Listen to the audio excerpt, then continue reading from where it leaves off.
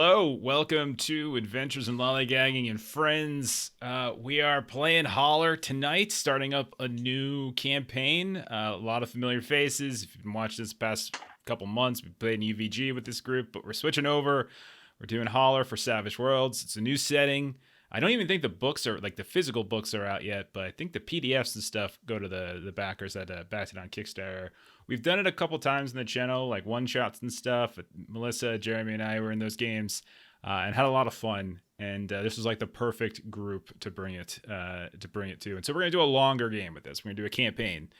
Probably, unless they just completely offend everyone, like right off the bat, which is like honestly 50-50 odds on that. So who knows? Yeah. I've heard some of these character ideas, so they're great.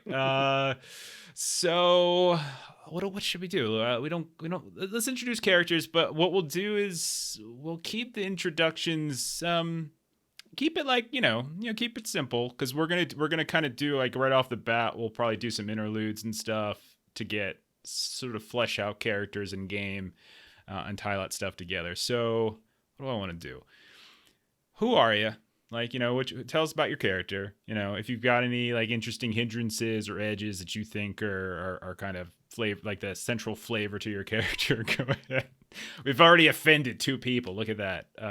We're 2 minutes in. It's by the end of the stream, that should be 120 people. I'll accept that. It means a lot of people are watching the stream. Yeah, so tell us who you are. If you got any hindrances or edges you feel like sharing with us. If you know the answer to this question, you can answer it. If you don't know, hang on to it. We'll figure it out as we go. There's a little bit of a map. I was going to ask if you knew about where you were from, but it's okay if you don't. We can sort of flesh that out as we go, because the setting that we're in it's not actual Appalachia. It's sort of like a fantastical parallel to 1930s Appalachia. And so the basic premise is that this area, Holler, that we're playing in has been separated from the rest of society from like the big bads, called the big boys, who have like separated this group and have been using like that separation now with this like, techno magical barrier thing to just sort of oppress the people who are there. So if you know where you're from, shout that out too. If you don't, that's fine. We'll flesh it out as we go, as we kind of explore the area. So Chuck, you are the first one. You won the lottery for the. I always roll randomly to see who. Is this revenge for me sticking Melissa up front on Strixhaven? Is that what it is? Oh no! Do what you want. She's a cheater. She deserves what she gets. Okay. I'm Double D. That's Cletus. Brother Cletus over there. That's Cletus. I'm from Yonder. There we go. Okay. What does he look like, by the way? Big, muscly dude, got the Appalachian beard, bald up top, covered in scars and cuts, because he doesn't do a lot good, but what he does do good is fighting. Yeah. Okay. So I'm sorry, this is actually going to be a diplomatic campaign, so I'm gonna be rough. Diplomat. I'm gonna diplomats. I got the thing. I'm gonna diplomat them. And the big thing is I've got the tongue tied, so I'm gonna try and say everything very terribly. Rosalie, I want you to punch your dad. She never does it for me. Oh goodness. Oh goodness. That's so nice. That's sweet. Speaking of Dan. We have a triumphant return of was it your old Vason character, right? Like that's yeah, Dogmore has come back for round 2. Is it if you want, we can come back if you want. If you're not ready, it's up to you. Okay. Let's go to Jeremy, the other Cletus brother. Tell us about your character there, Jeremy. Hey man, I'm Cletus. I am a rotund, illiterate, belligerent, brawling, thieving some bitch, and I mean, I hate to admit it, but my big brother Double D, though, he's the better fighter, so I just had to learn how to be dirtier and sneakier. That's about the long and short of it. I do have me just the best girl, Yeetus. She's a fantastical hound dog. She done gummed a devil dog to death once, and it was She saved my life. I lost my left butt cheek in the last adventure. Oh It my was god. worth it though. Go listen if you so he's referring to our Sootstone Mountain mystery one shot where we saw Cletus and we saw Yeetus, and I bit Jeremy in the ass with the devil, not Jeremy, I bit Cletus in the ass with the devil dog, and the dice exploded so much that I did like 60 damage. It was hilarious. It was crazy. It was absolutely hilarious. Oh god. But yeah, like Yeetus saved the day, which is gumming everyone to death. It was great. It was beautiful. Okay. All right, bottom row, we've got Melissa. Melissa, tell us about Louisa Palmer. Yeah, so I'm going to work on the voice as we go, but Louisa Palmer, she is a holy roller. She is, she's actually late 30s, but she looks older. She has got some weight on her. She does not kind of dress or carry herself in a way that is like at all feminine. She's got kind of a deeper voice. She is kind of in terms of character build. She has an arcane background of blessed.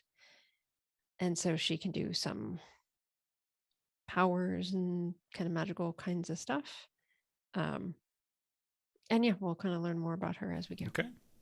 Yeah. So like in Holler, like there's company towns, then there's like these small, like on the edge of society kind of towns and stuff like that.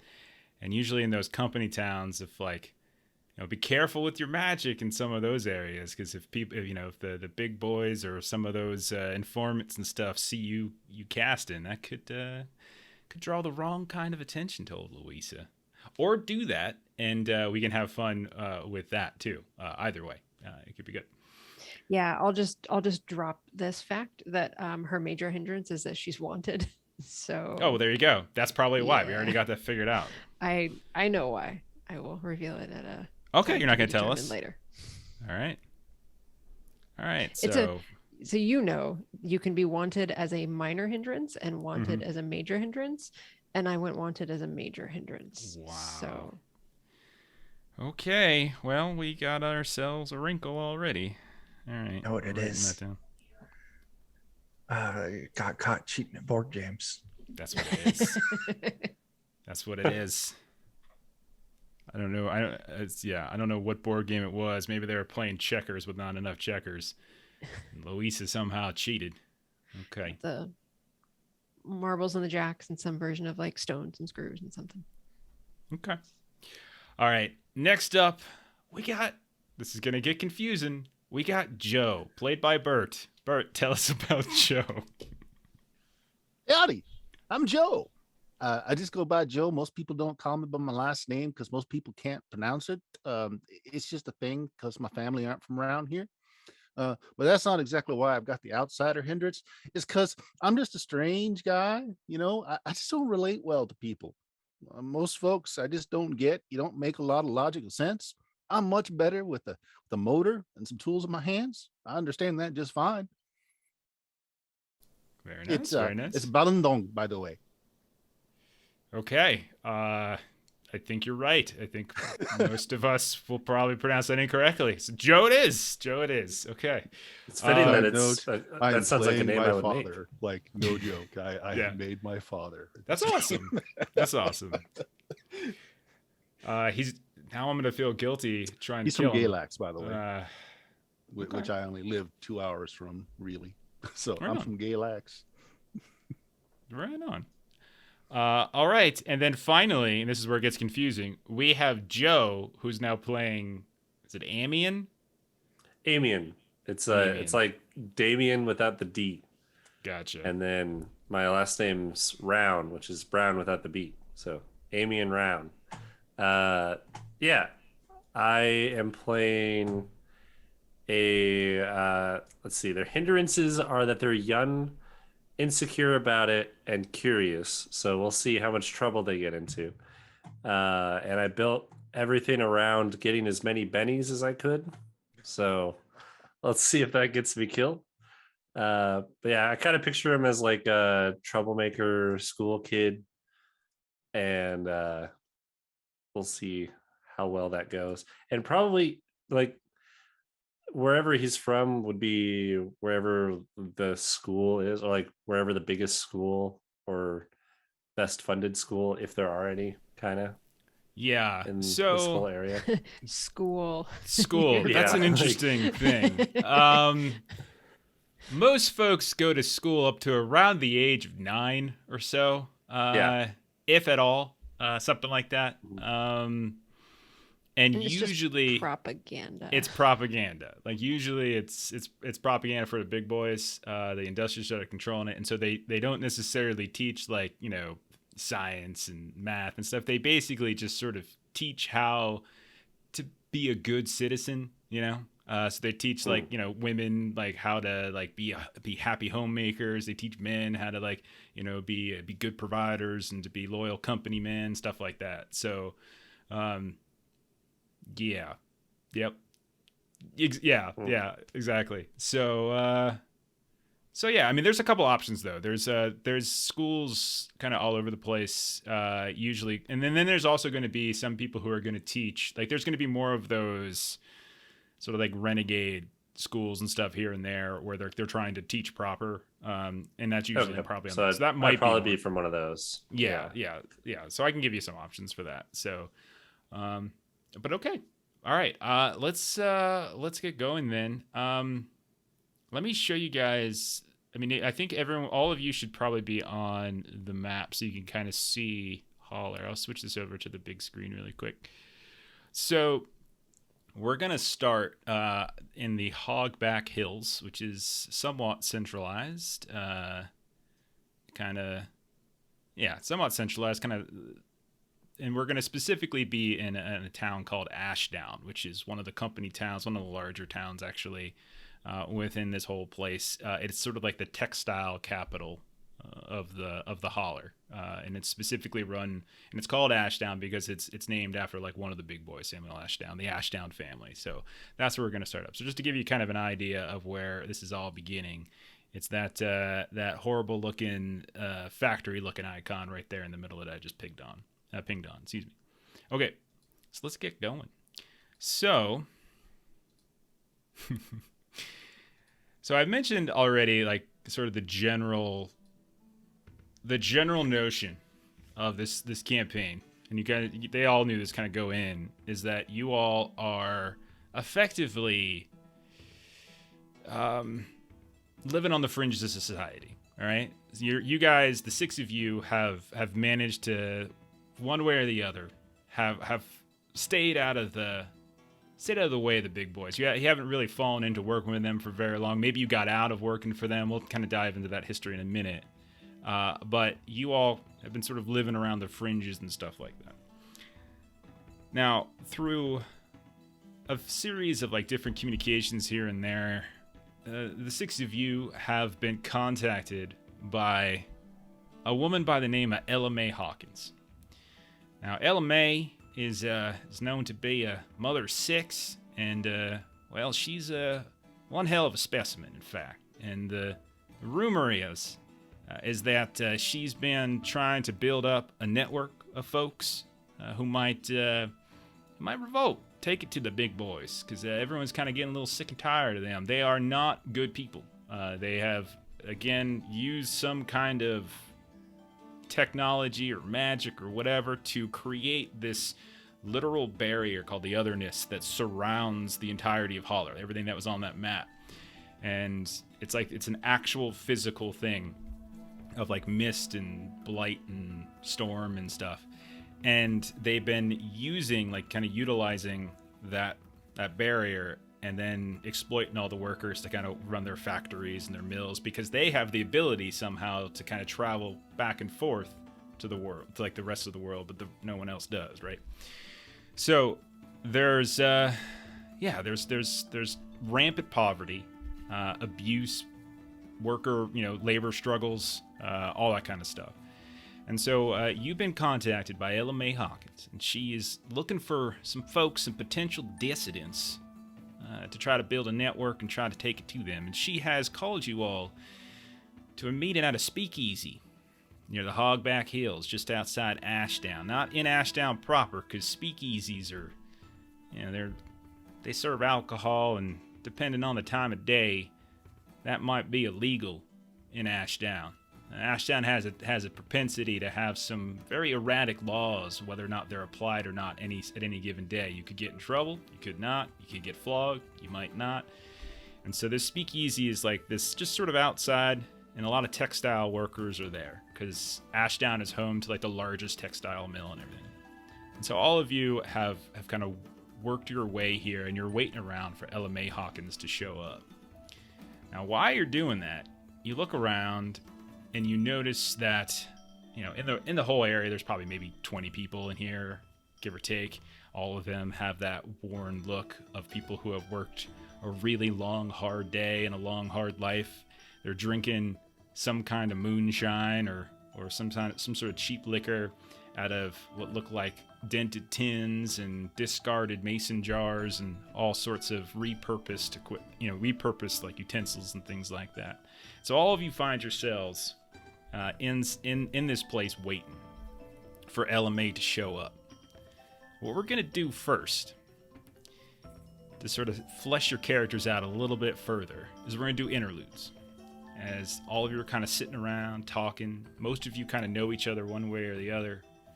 So we're gonna start off while waiting for Ella. You're all talking around. You can look off in the corner to the left. You can see that there's a banjo player that is apparently named String Bean, and his wife Maud is like stomping on a big old piece of plywood, and they're having a little fun in the corner there. While most people are kind of it's not too crazy racking, everyone's kind of keeping it to themselves. But all of you are gonna kind of sit down. You're gonna have a little talk. So we're gonna start off by doing some interludes. How many of you are familiar with? I think only the Deadlands people probably would be, right? Yeah. Okay, so don't worry, don't get confused by the begin combat here. I'm just doing this because it's easier to deal cards this way. So an interlude is basically a moment for you to sort of narrate a bit of story about yourself. And so you're all kind of sitting around either at the bar or at a table, and each one of you is going to take turns. And depending on what you get, there's questions you're going to ask that you're going to have to answer. And it's going to deal with your grudge, because all of you have a grudge against the big boys. And this is the thing that drives your willingness to kind of fight against them, the reason why you're on the edge of society, etc. And depending on what suit you got, you're going to get a little bit of a story. So we'll start with someone who actually knows what to do. So Chuck, you're up first, I think. Chuck, what'd you get? If you look on the initiative, you can see it. I got 5 of spades. Okay, so you got to answer this question. How have you resisted? Like, this is the story Double D's got to tell. You're telling a story about how you resisted or struck back against the big boys, even if it was subtle. But knowing Double D, I doubt it was subtle. It was the time they done killed Rosie. I was mad about Rosie. They done killed her. And then when I was in the thing, in the hole, and digging. And then they put the stuff in there. It made me sick, and it killed Rosie. So I decided, gotta get him. Gotta get him good. So I went and I found the foreman. I yelled, and he was mad. He was real mad. I wasn't digging. So I grabbed him on side his head by his ears. And I thought, man, I'm just going to pull his ears off. Like, nah, I don't want to deal with ears. So I just pushed his ears together till they touched. So you crushed his head? Yeah. Whereabouts was this, do you think? Or like what kind of, you don't have to know it exactly, but what, like you said, a foreman, is it like a mine of a textile It was a mill? mine, yeah. Okay, so probably sootstones, somewhere in the sootstones. Yeah. Okay. I was doing mining, digging, coal. And why don't you tell us a little bit about how you met, actually that's too easy. I'm going to redo that. That's you too already, easy. How did you meet Amian? Could be in the process of this, might not be, it's up to you. How did you do it? Oh, I was walking. Most days walking. Saw this kid walking. He looked tired, so I took him up. I put him on Cletus. So Cletus, treat you good. Treat Cletus good. I like Cletus. I ain't sure about Amian. Okay. So we walked and he talked. He didn't stop talking. So I took him to Cletus and we fed him. He told us about book learning. Asked us how old we is, but I ain't got that many fingers and toes. All right. Okay. So then next up, Joe, what did you get? What did you draw your card? I got the Queen of Clubs, looks like. All right, so basically we're just gonna do this little game of tag. We're gonna go around to this. So what misfortunes has Amian encountered by being forced to live on the margins of society? So tell us a little tale about some of the misfortune that Amian's faced. Probably he's a little bit more gaunt than most people because he's terrible at anything physical, including hunting. So he's probably gone hungry more times than not. Also probably a bit of a troublemaker too, because he's kind of like an extra curious folk, and so he's always inventing things for him to keep his mind occupied, even if they're not real. So so you like, okay, all right, and then you let's see, how did you meet Cletus?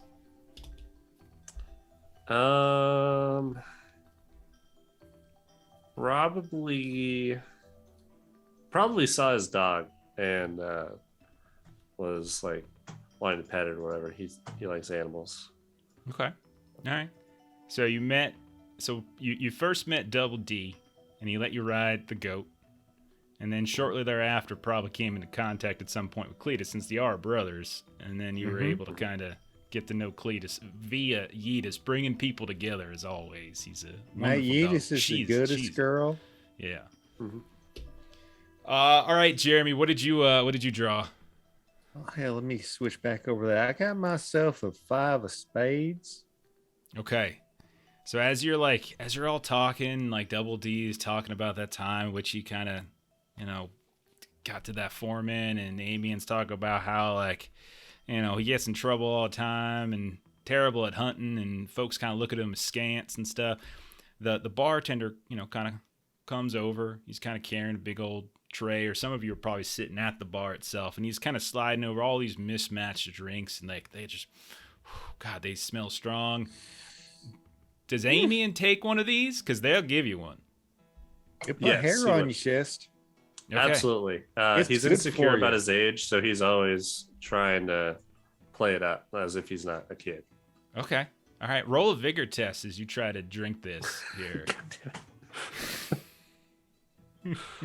All right. So the drinks get passed out. One of them comes over towards Can I just click on? Okay, there we go. Just click on it. Just click on the vigor part. Yeah. There you go. You pass. There we go. Target's a 4. So yeah, you managed to take a couple sips of it. Face doesn't turn green. You don't start coughing like a lunatic. And the bartender kind of looks at you askance, like you said, you look really gaunt and sickly maybe. And so he's probably a little bit nervous about giving it to you, but you can just kind of see he does a brief bit of reconsideration looking at he's you. like trying to keep as straight of a face as possible. Because as he's sliding the drink to you, he's looking at the rest of you. He's like, you sure about this one? Yeah, man, that boy is made out of pure oak. Look at him. Look, he took it like it was nothing. I bet he could do 3 more. You could do 3 more, could you, Amian? 3 more? All right. And he puts 3 more in front of Amian. So now Amian's got a flight of moonshine in front of him. Yep. Time I'm done with you, you're going to look like a silverback. This shit'll put hair on your chest. So bartender kind of goes back around. You see a couple people are up and kind of dancing over by where that's kind of helping with the stomp, and others are kind of nursing their drinks here and there. A few people are arguing and such. One guy's kind of meandering about, talking to different tables here and there. Cletus, how have you resisted or struck back against the big boys? Man, against the big boys specifically? Well, I mean, you ever had that thing where you like wake up next to some dead bodies and you ain't sure how those dead bodies got there? and then you just have to go take them dead bodies and dump them in a sinkhole, and that sinkhole turns into a conduit of demons coming forth? No? Yeah, that shit happened to me, man. It was horrible. Okay. Also, one time I killed a security man at a school. Oh, that's right. Oh. It wasn't my fault. Somebody else said bananas, and that was the code word. So I killed that man. You guys are at a table while he's telling. This is him telling you guys the story. Oh God. All right. All right. So then, tell us how you met. Let's see who's next. Oops. I think I deleted somebody. Oh, tell us how you met. Tell us how you met Joe. Sorry, that's why that's not there. Oh, Joe? Yeah. Man, Joe. Now I'm trying to find a way to say this in like a sensitive way. Joe is weird as fuck, man. But like, he gets shit done. But sometimes he needs things to do the work he wants to do. And I'm not saying I is or isn't the sort of man to go doing the 5-finger discount, but I'll steal some shit for Joe if he can put something together. What is something you stole for Joe? I mean, if the big boys are dumb enough to leave a car parked, I'll just take what I can grab. Okay. Stole some car part. You stripped a car down or something. Okay. Yeah, man. Jalopy. Okay. All right. So then that means it's Bert's turn. Now Bert, as Cletus is regaling the table with with stories of how he killed a company guard outside of a school and how he stole all these car parts out, right from underneath the nose of a bunch of company men and kind of gave them over towards you. You look around and you notice that one fella that's been sort of circling from table to table is kind of like eyeing you all every now and then. Like he's kind of like his head just sort of comes up as if like he heard, like he caught like the phrase of something, and he looked over, kind of cocked his head and kind of went back, kind of curious. But you, let's see, you drew a spade. It's the same thing for you. Like, what's something, like, as you're, no, I'm club, sorry. didn't I? You got a club. My bad. I was looking at Joe. I was looking at JoJo. That's right. I was looking at actual Joe. This is going to be a problem. What misfortunes have you encountered by being forced to live on the margins of society? Well, when mom and pa are dead, ma got some of the black lung, probably from washing all of pa's clothing. He worked in the coal mines. She died first, and they wouldn't let him have off for his funeral, you see. And dad died shortly afterwards. The same thing. Black lung just kind of runs in the family. Now, I never worked in the coal mines, you see, because I got a knack with the wrench, and they put me on the production lines. I keep the machines working. Oh yeah, that makes a lot of sense. And Cletus, I mean, you spent some time up in the Sitstone. You had a minor friend named Davey. Maybe that's maybe between you and Dave. That's how maybe you got introduced to Joe a bit or something like that. Every little network here and there. Good people. Yeah. Other than him getting mixed up on the code words and whatnot. He's the one who said bananas. He said bananas. And when David says bananas, I kill people. I mean, allegedly. I'm writing all this down. Davey said, okay, so Joe, how did you meet Dogmore? How have you crossed paths with Dogmore? So, the oldest member of the group. Me, Joe, or him, Joe? Like Joe as in Bert. See, this is gonna be. I'm just gonna use character names. So, Joe, how did you meet Dogmore? Right. So we haven't introduced Dogmore yet, have we? So. Oh yeah, we had to skip over Dan. Dan, tell us about Dogmore. Pretty straightforward. Dogmore is old again, and the hindrances are elderly and clueless, which I feel kind of go hand in hand, maybe. But he's got hard to kill and Beastmaster, so he's got his dogs again, because that's important. That's Dogmore. But he's got more like the non-traditional smarts, so like folklore and common knowledge and a few things like that. So well, that's easy. Survival. I got a soft spot for animals, you see. and found a dog missing a leg, was gonna bleed out, gonna die, and didn't want that to happen. So, old Dogmore, he's the one everybody goes to when you got a hound that's got a problem. That's how we met the first time. Okay. What happened to that three-legged hound? I don't rightly know. Dogmore said he found a home for him and all. I'm not sure where that hound ended up, but I bring hounds to him every now and then when I find them. I'd like to give him another chance at life. I mean, I can't keep him. I'm on the run, you see. Okay. That's great. That's fantastic. All right, Dogmore. You got a diamond, something new. So Yeah. what special skills have you gained while living on the margins of society? Oh, that's obviously how I became the Beastmaster. Okay. The Disney princess. Yeah. Yeah, the Disney princess. Okay. They locked me away in my cabin outside the edge of town. Little birds and animals come talk to me at my window. Okay. No one else wants to talk to you too much, but the animals will. Do you Yeah. have a lot of long conversations with them? Quite possibly, yeah. I mean, they don't always talk back a whole lot, but Okay. they seem to listen. Is that a raccoon? No, it's like a turkey vulture. Oh God. That's what I had for birds in front of me. Sorry. Yeah. Okay. Okay, so you lived on the edge of society. No one really talked to you too much. They put you out in a home on the edge of town, and you talked to all the animals. And then that's how Joe met you, because he heard about you. He brought he brings animals to you sometimes, because you're the dog whisperer, or the animal I'm the whisperer. kooky animal guy.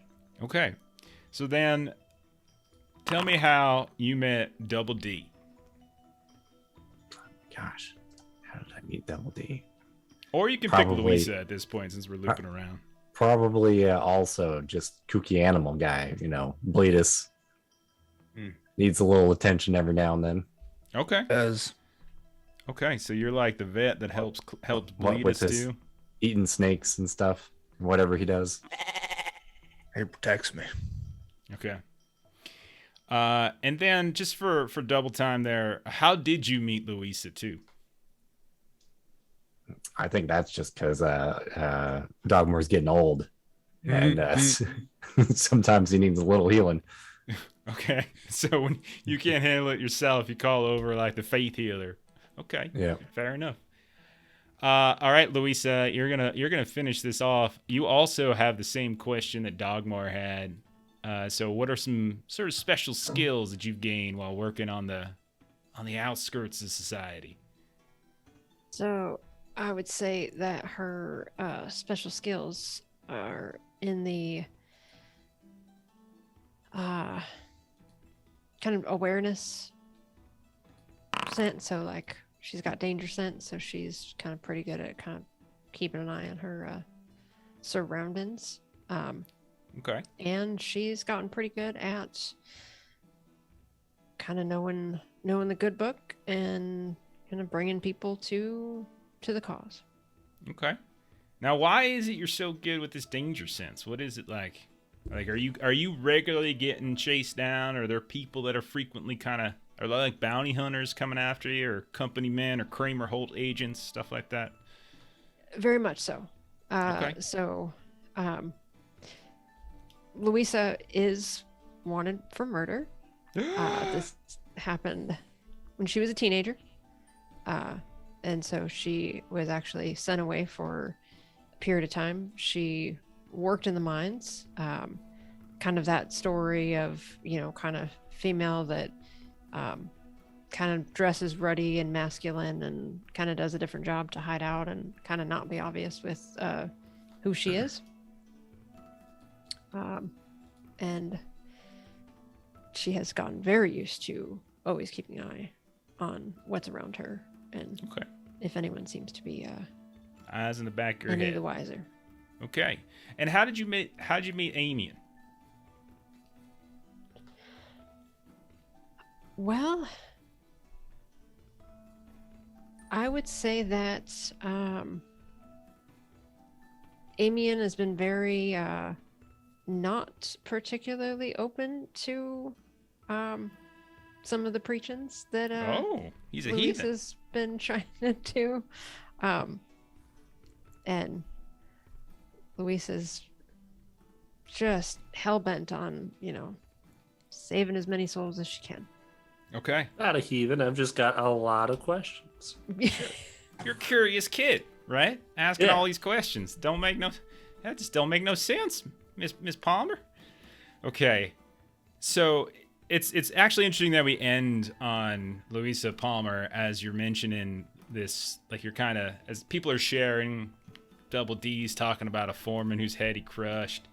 Cletus is talking about a company man outside of school he killed, and some thefts and things of that nature that don't even look that bad by comparison. Then Louisa, suddenly drops it. She murdered someone. She's a teenager in the mines.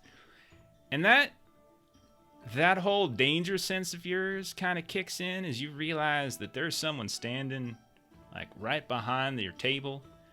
And you see this fella kind of looking at y'all. And he's like, "What's this I hear about y'all? A bunch of wanton felons and criminals here. I don't much care for this kind of talk around here. Who are y'all? I ain't seen your like around here recently." I don't know. I just heard that there'd be free food for my dogs. You heard there'd be free food? You ain't supposed to have your dogs in here. This is an establishment of some renown. This ain't a dog house. Could be. Hell, leave that old man alone. We just sitting here telling tall tales, having ourselves a good time up until some random son bitch comes walking up to our table, poking his nose deep into our business where he don't need to be. Mister, I'm random some bitch. Go ahead, Joe. Mister, if we're talking about hurting people, doing crimes, and killing people, folks that stick their nose into such things aren't very bright. So, of course, it's just table talk, right? And I just stare at him. Oh, you think you a tough one here? You think because there's 6 of you around this table that suddenly that makes you all big and bright? Hey, everybody! And he just whistles, and you just hear chairs just like screech against the wood, as a bunch of folks could kind of like stand up and look, and you realize start Just want to clock counting. him on the side of the face. Okay, we're going right into it. Yeah. All right, we're going right into it. I knew this was gonna happen. Luis is I gonna always. Luis is do going to try to kind of stand in between and just say, like, now, everybody, I do believe we can share a drink, share a good story amongst ourselves, and perhaps find some common ground. And so she is not a small woman. Okay. So I don't know if we can see, like, if she can get there quicker than Joe does. I think Joe made his intentions clear, so we're gonna do it. As soon as the guy turned his head to make like he was going to whistle a call for people, I clock him on the side of the head. Sure, yeah. Okay. I respect your intentions, Miss Palmer. I really do. But man, you get Joe going, it's done. Okay. I'll go ahead and bring you over to what this looks like. As Joe and this guy is kind of going back and forth, and you hear Mort do a whistle, you hear all the chairs suddenly back up, you hear a bunch of people just start running out at that point, like, I ain't want nothing to do with this, but a bunch of other people are kind of looking up, kind of staring over at Mort, this guy who's kind of looking down at you all. We're just gonna dive right in. I knew I didn't have to prep the non-combative opening. I don't know why I did. Why did I do that? All you gotta do is just say someone looked at us funny and see what they want, and Yeah. then maybe. No, we going in. We doing it. Good Okay. people. Oh, start swinging. Folks that stick their nose into other people's business got to be expected to have it bitten off. Yeah, that's fair. All right, let's go ahead and get this in order. All right, so we're gonna say, I'm gonna say, Joe, go ahead and roll your attack, and that'll be like the trigger for our combat, and then we'll go into initiative. So go ahead and roll an attack on this guy, Mort. That's the guy who was talking to you. Since I'm doing it quickly, I'm doing it as a wild attack. Yeah, go for it. Oh.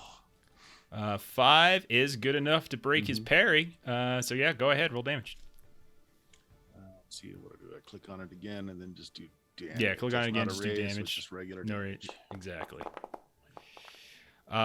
So you swing at him, and he his head moves back just in time that you miss his head, and you just kind of clock him right across the chest. But he's got what looks like some kind of vest on. It looks like, and you can feel the blunt of the wrench go against it.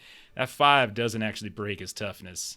All right, we'll go into proper initiative now. That started it. As he swings that, Louisa steps up, tries to calm everybody down, but I think it's too little too late at this point, as first up is going to be old Double D. I'm gonna step right up. I'm gonna punch him. Okay. And I'm gonna punch him again. Okay. That'll hit. 8, Go ahead and roll your damage. 7. Poor Mort. He's the last person to go. So you come up, you punch him, and you see his head just, and he kind of just does one of those, and you see a tooth just rattle around on the floor, and he just comes and looks back at you, and he's just got a nice big bloody grin like it ain't that all you got. Punch him again. Okay. Oh no, I almost gave myself a -52 instead of a -2. That sounds fair. That would have been rough. That will hit as well. Go ahead and roll your damage. 6. Punch him one more time. This time his head goes the other way. He spits out a tooth in that direction, comes back. He's still smiling. He's like, boy, I don't know where you from, but you hit like my little boy. And he's only 3 years old. You better toughen up, son. You and Ash down now. And, yeah, you didn't break his toughness, actually. Dogmore, you're up. Oh boy. Well, all I assume everybody kind of in the middle of the bar stood up. Yeah, so basically everyone, only tokens I put on are either the ones you're combating or ones I've mentioned. So the bartender, and then the musicians. The bartender is ducking down beneath the bar, doesn't seem to have anything to do with this. And you can see that the musicians that are up on that stage off to the left, they're already kind of packing up their things and getting ready to go. Most other people are already filing out. And so only the people that are kind of remaining here seem to be sort of following the lead of this loudmouth. All right. Well, maybe I'll go ahead and just take a shot at one of them. Okay.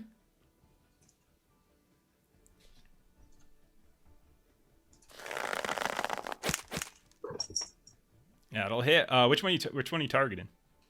Oh, it was. Sorry, I hovered on him for a second. It's this guy right here. Okay. Oh, right click and you can target. Yeah, you can actually target the tokens, and that'll help speed up some of the rolls and things. How do I do that? Double click. Double right click. Yeah. Oh, double right click. Ah, gotcha. Okay. But Force, you probably want to target the one closer to you. I think there's a range. You would have a range issue with your sling if you try to target anything further away. That was the closest guy, I thought. Yeah, you're okay. Sorry, my bad. I was just looking at different pings. But yeah, go ahead. Roll your damage.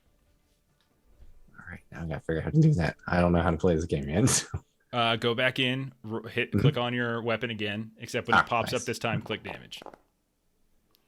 Okay, 4 points of damage is enough to shake him. So that is enough. And so he's getting up. He's like, I got your back, boy. And as he's getting up, oh man!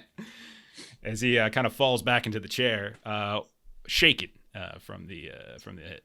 You guys got a really good initiative turn. All of you are at the top except for Amian, and he's not combat focused. Set right back down.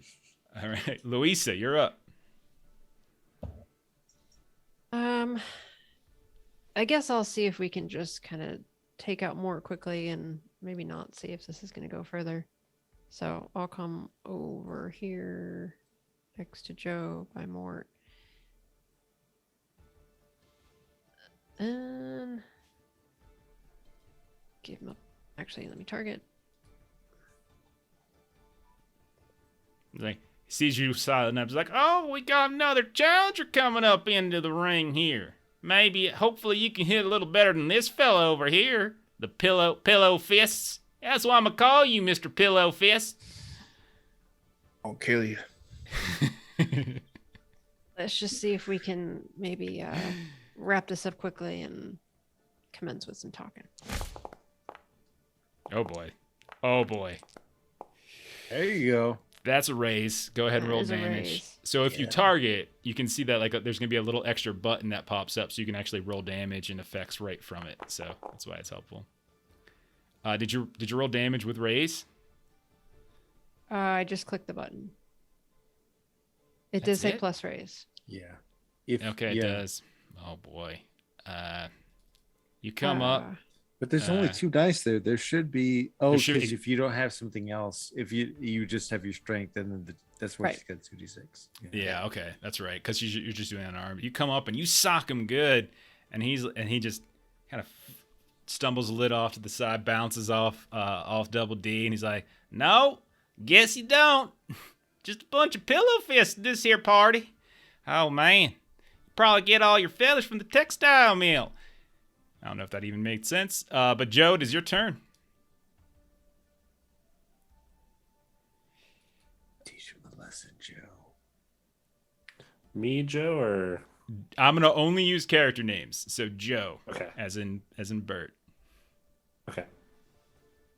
In You which can case, say, I'll try and take another swing at him with my wrench. yeah, more go right clear. ahead. Why do you Just have? regular attack this time. You are not. Why are you vulnerable? I think it's because of the wild attack. Oh, that's right. That's right. Okay, so you start Should go swinging. away now because this is my Yeah. second action.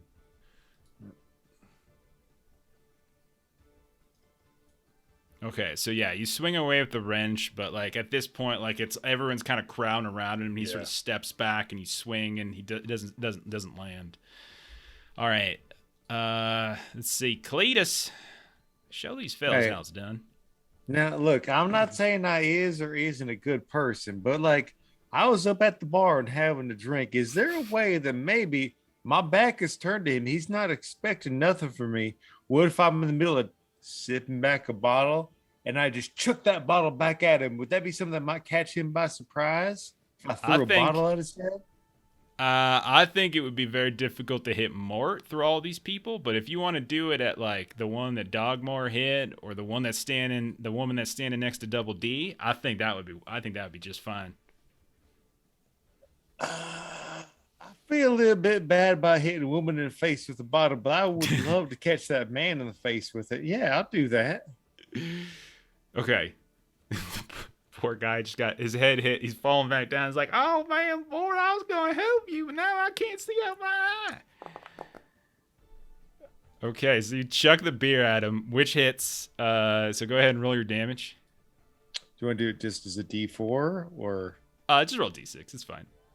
D6? Okay. Yeah. I don't have any It's because it D6 had beer on in me. it. If it was just an empty, then it would probably be a d4. But there's beer in it, so it's a little heavier. Okay. Let me update my can of whoop ass then. D6. Someone's got to yell bananas. Go.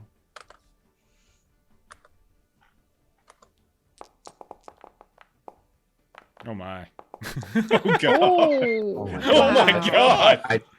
I'd sure hate if Holy they went crap. bananas on him. I killed him with You, a can of beer. Describe how this looks, Cletus. Oh God. I had the bottle in my hand. I threw it, and somehow it just went into his eye socket and implanted itself. And he fell to the ground, and blood is just spurting out like nonsense. I don't even understand it. Oh man, you just get him there and it's just blood spurting left and right. He falls to the ground and he's just kind of covered. You hear bartender's like, "Oh no, that was my good mug. What are you doing?" Okay. Sorry. Well, you guys had fun. It is now Oh, their no. turn. All right, so Yeah, first there's a lot off, of them. I know. First off, this one is gonna be like he's gonna charge up and he's like, "Oh, not Harley. Oh man. Oh wait, not Harley. Harley's the bartender. He's like, "Oh, not Morley. I don't know." So this guy who is gonna charge at you, carefully stepping over top of why is that not working? I mean, it don't gotta go this way, man. You can just stand back. He's gonna step up next to Cletus. Now just because your friend is an asshole don't mean you gotta be stupid. You just impaled him with a beer stein in the head. I think I need to do something here. And so he steps up. That's fair. And he just comes running at you. He picks up, whatever's on the bar. He just grabs something, some kind of tin maybe that has nuts in it, and just smashes it right into your face. He tries anyway. But as he tries to swing, you just sort of, lean back and just kind of push his hand back down, and he smashes it against the bar, and it's ineffective. Now, I'd like to warn you once. That's it. You get the one warning. You walk away, I'm going to shove that can of beer nuts up your rectum. I'd like to imagine you caught his hand mid-flight and just opened your mouth and just caught a bunch of beer nuts as they flew into your face. This other guy to the south is going to charge in at you too, Cletus. He's like, no, not Morley. I think that was his name.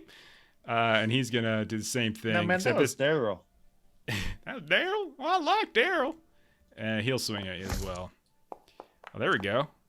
That's still a miss, though, as even with the explosion, he comes up and he just whacks you right on the back, but your skin's just so thick that you barely even register the vibration. Now, both of you better sit down. All right. Right now.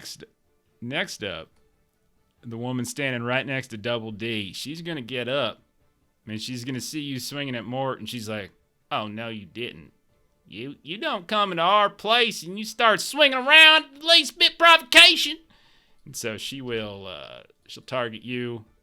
She will make an unarmed attack, because none of them have any weapons, except this lady sucks at rolling dice.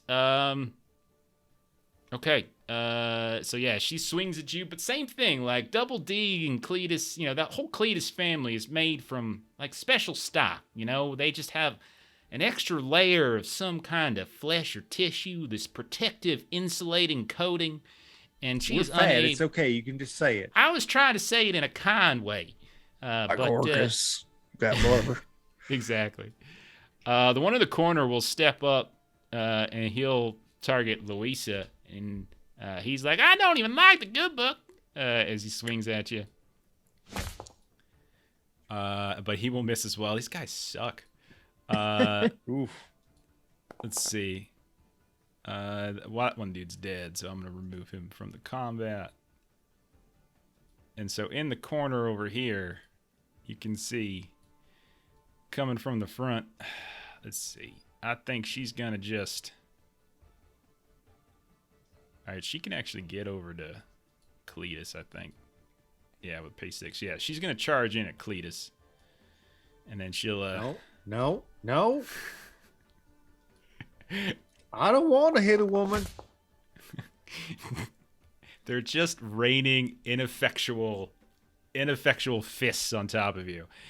I'm going to beat the snot off of your friends, and I hope you learn a lesson while I do that, because I really don't want to hit you. And then this fella here is going to charge in and try to get behind Double D. He can't actually attack on this turn, but he's just going to kind of close Double D in. And then I think the worker lady is going to kind of run over and do the same thing, kind of get between Cletus and Dogmore, but she can't actually do anything. Amian, it is your turn. You got a fella right up on top of you here who just attacked Louisa. Didn't do anything, but attacked her. Are there any effective actions you can take that are not attacking in combat? I mean, you could just tell me what you want to do. We can figure something out. Do you have taunt by chance? Is that a skill or it is? You can in Savage Worlds, you can do stuff where like you taunt or do things to like shake people, like that aren't direct attacks. I just shared with you the combat handout if you want to take a look at it.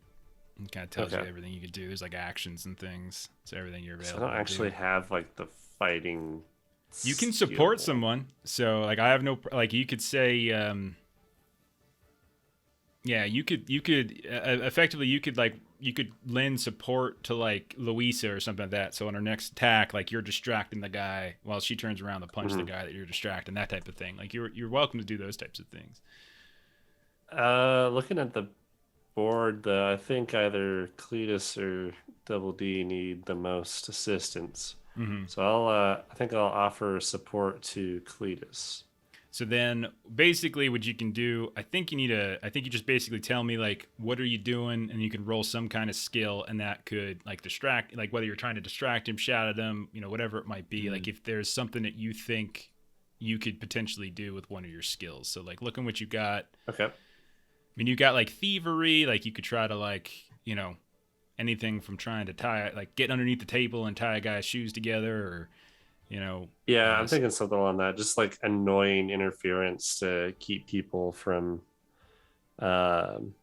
I think I want to try and throw like just like loose clutter or something. Maybe like grab one of the tables, like if it's got like a cloth over it, just throw a bunch of shit at the people that are on Cletus. Okay.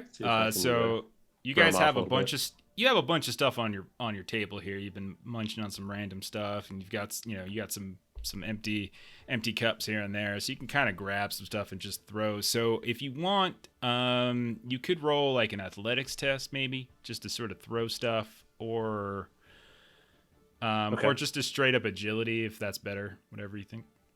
I think agility would be better for me because I can spend bennies on that. Better.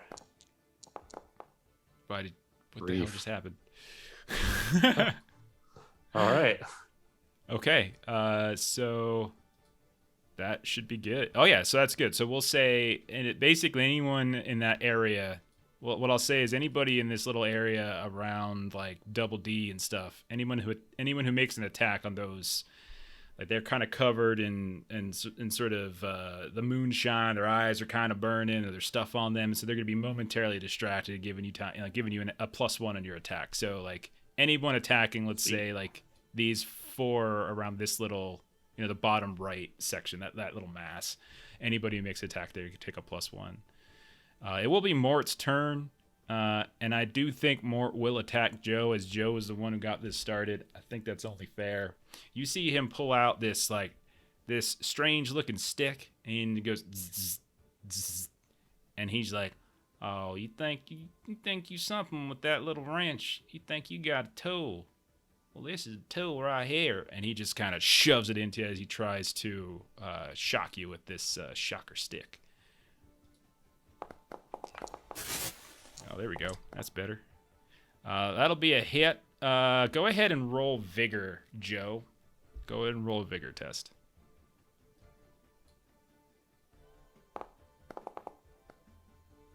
Critical failure. Oh my. You are stunned. You can go ahead and check that box as you guys watch as Joe just okay. And let me roll should be a checkbox on your character sheet. No. I get that. So I'm just looking where we are on the initiative. We're about to start up a new round. Then yeah, I'm not going to bother to unshake with the chip. Oh no, you're stunned. Like shaken, you're shaken from the damage, but you're stunned from the effect of the shocker stick. Like it literally is stunning you. So it should. Oh, that's you should a have new shake. thing. I don't know about stun. Yeah. So I can share it with you. Yep. So there you go. So you are distracted, vulnerable.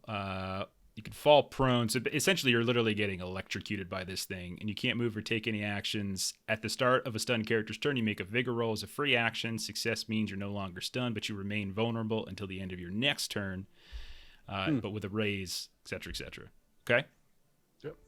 All right. And also, there should probably be a gang up bonus for folks that are on Mort. I mean, at this point, I'm not sure about that because there's like Oh, maybe 4 of not them now. and there's 4 of you. So That's true. Yeah, maybe. yeah. And I actually think the system does account for it. Like It does. It did yeah. it during the Devil Dog fight. Yeah. All right. So new round. Let's see.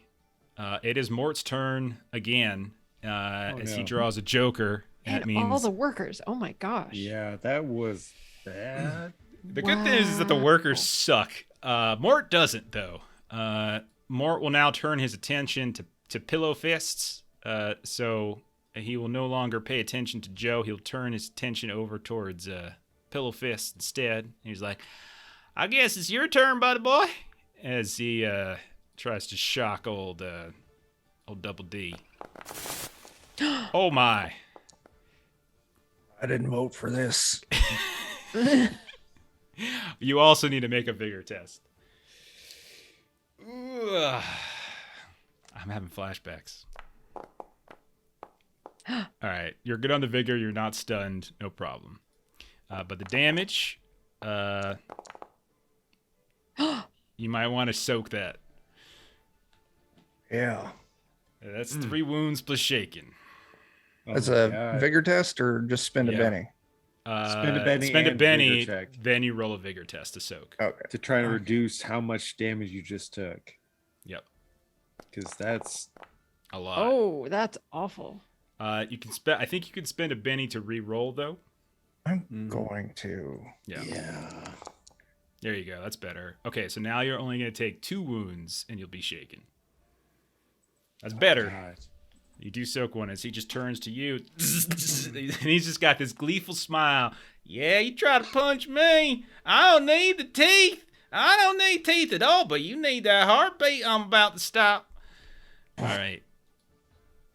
Workers will all go next. You want to know the funny thing is that I actually reduced the amount of workers that were in this fight.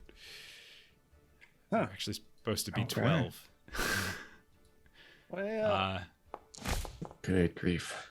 That's a miss on Cletus, as they're just kind of wailing on Cletus at this point.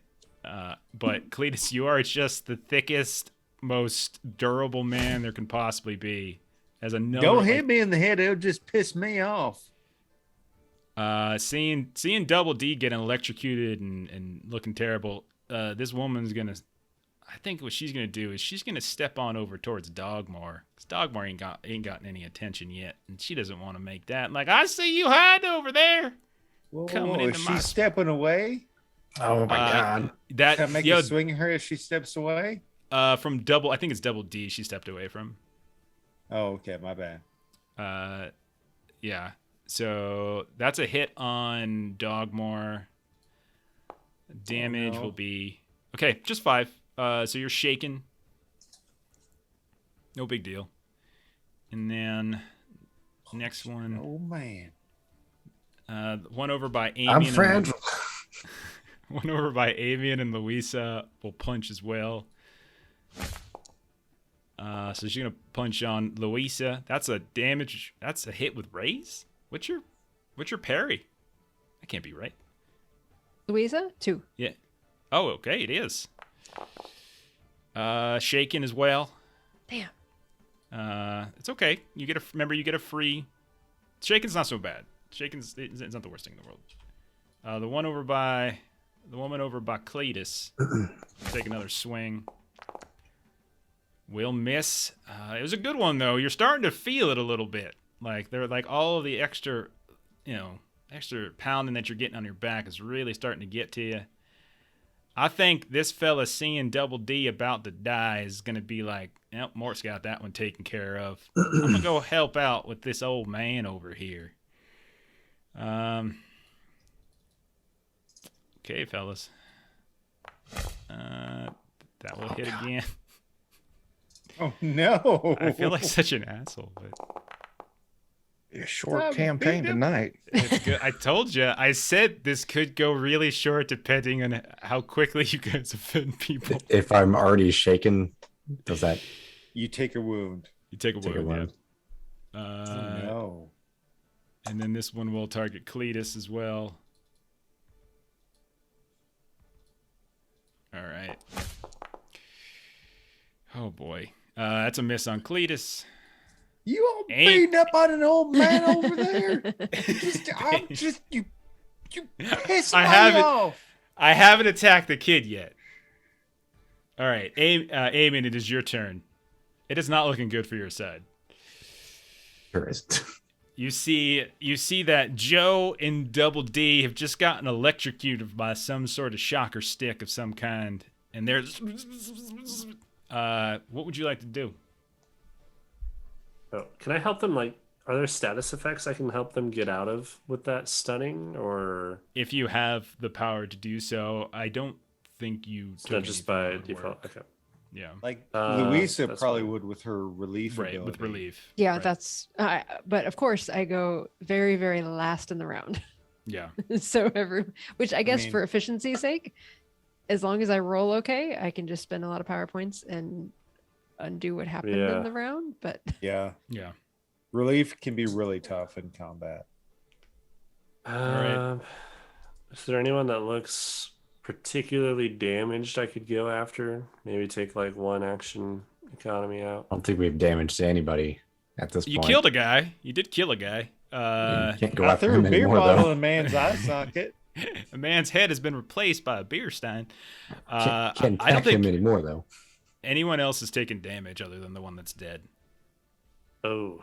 There's a fellow right next to you, though, who's not really paying attention to you. Seems to Oh. be paying attention to Louisa. Mort took some damage.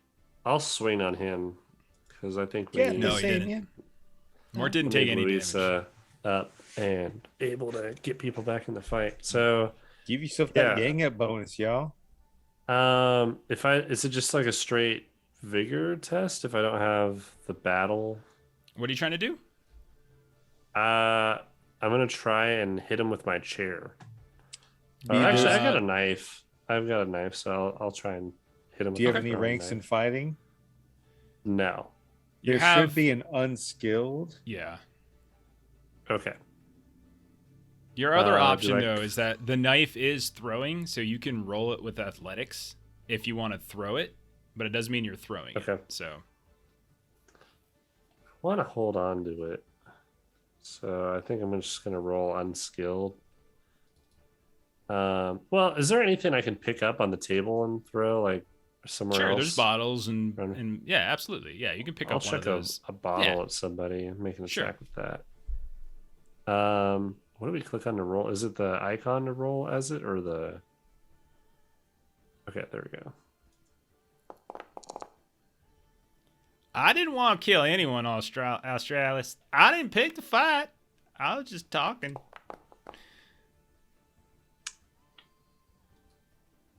Let's see, 4 is good for a thrown attack. So, Oh, okay, it was. yeah, okay. when you're a range attack, it's 4. If it's a melee attack, so are you? Well, actually, are you targeting the guy like right in front of you? Yeah. Then Well, I imagine I had to move a bit to yeah, grab you don't have to a- use that a Benny because bottle. so the target number would be his parry rating since you're throwing in that close proximity to him, which is fine because his parry is 4. So you hit the first time. You don't have to worry about that. You just roll a d6 for damage. Okay. Oh, what the heck just happened? Why are my Benny numbers going up? I think you gave yourself one. D6 for damage. Yeah.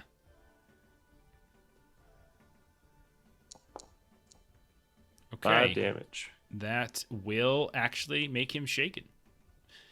As he's not really paying Awesome. attention to you. And he's like looking at Louisa, and all of a sudden, he gets hit side of the head with a beer bottle. And he's like a little bit woozy, and he looks down at you, you son of a bitch. Okay. Joe, you will automatically it'll automatically roll your shaken in your vigor, I think, here. So, okay, so Joe, so Bert, it automatically rolls at the start of your turn in the system to try to break your spirit. You failed the spirit roll, but you can remove that by spending a Benny and take your turn. Yeah, I'll spin the Benny. Okay, Do I and just then- click it? Yeah, so just On click where it the- says remove shaken with a Benny I don't It's in see the- where it says that. in the chat, like the scroll Scroll up a in the little chat. bit. Remove shaking with the Benny. Okay, yeah. Australis, I didn't produce a map. This map was given with the actual game. I didn't make it. Thank you very much. All right, but I bought the remain tokens. stunned. Okay, so now you can, but you also, if you want, you can spend that Benny to try to re-roll that vigor to see if you Yeah, pass. I'm for gonna a do stun. that. So Yeah. I just click the Benny next to where I rolled the Exactly. vigor check. And it'll re-roll Re-roll for you. spinning a Benny. Okay, There you go. there we go. That's beautiful right there. All right, you're no longer Nice. stunned. You are still vulnerable, but you can take your turn and you're no longer stunned. It's showing I'm not vulnerable yet now either. Yeah. Okay.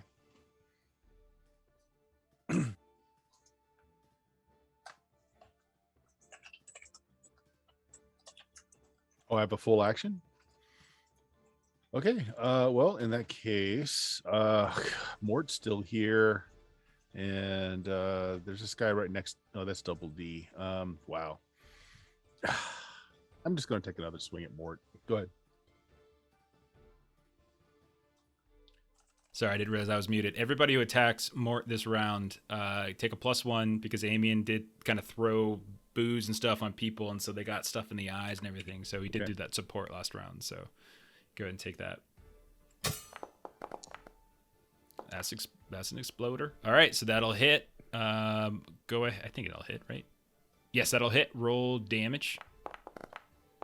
There you go. That's what you needed, and that will actually make him shaken. Toughness of 8, Hooray. 11 points of damage. He is shaken.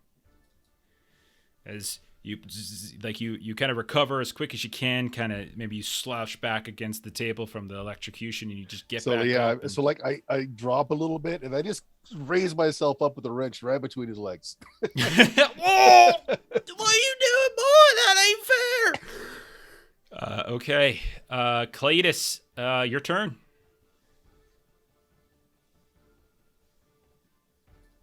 Well, hell, y'all done made this into a big old party, and not just being the gentleman that I am. I'm gonna try my best not to hit any of y'all ladies, but okay. Any, meeny, miny, mo, talk about so this fella over to the left of me on the map. He's gonna get beat up beside the face. Okay. I double checked, by the way, Bert, and you are not vulnerable because you were vulnerable until the end of his next turn. He went before you this round, so your vulnerability's gone. 3's a miss, of course. Man, Wow. I'm gonna spend a Benny. That's nonsense. I ain't having that. This ain't the Cletus I remember. Oh my, this is embarrassing. Wow.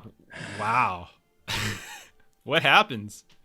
How does this not work out for him? There's just a lot of them.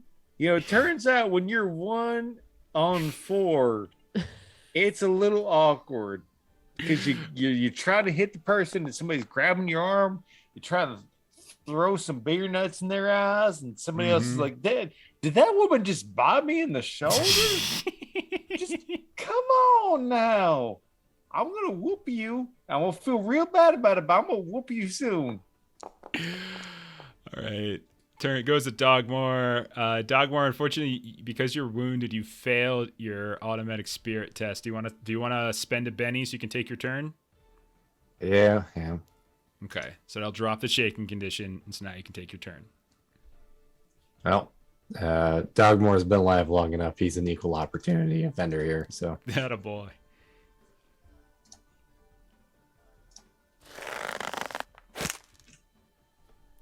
Unfortunately, you're just so close that like she's able to just sort of tip your arm as you pull back on the sling. She steps to the side and fling, it kind of goes off in the distance. I figure I can't do much more since I'm hemmed in here.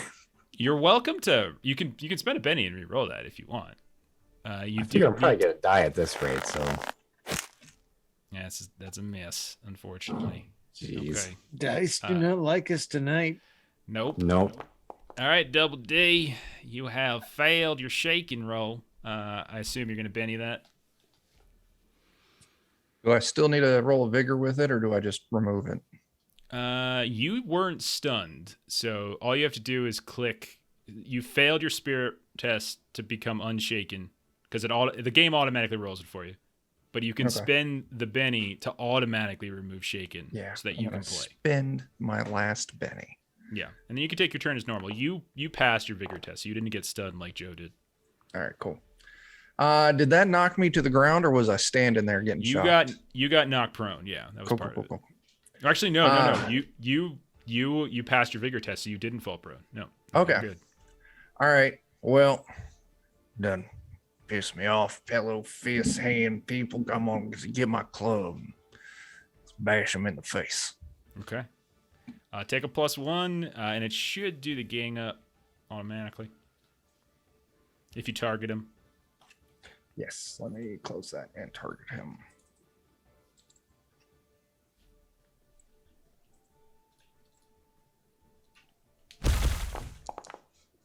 Dear God.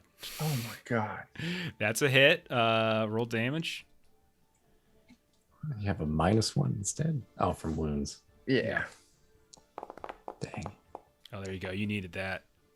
There you go. All right. I will attempt to soak. He does have a banny, so I will attempt to soak what I can. Of course I do, because I'm an asshole. Sorry. Okay. D20s hate me, but this game doesn't. So, yeah. Always say Melissa's cheater here. I do program the rules. Louisa, your turn. Sorry. So status check. How is everybody with like shaken?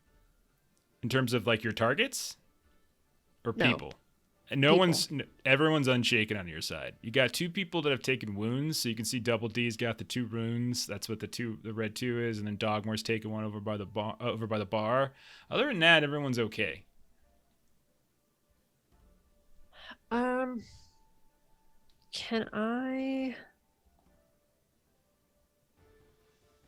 I get to Double D, or am I going to take an opportunity from? You're guy close off enough, to I the think. right? I mean, technically we'll put Joe on that one. So like I mean, you can reach him. You guys are catty cornered to Double D. You're fine. Makes You're right there. sense. Yeah. All right, then let me see what I can do for some. I'm going to use healing power. Okay. Ooh.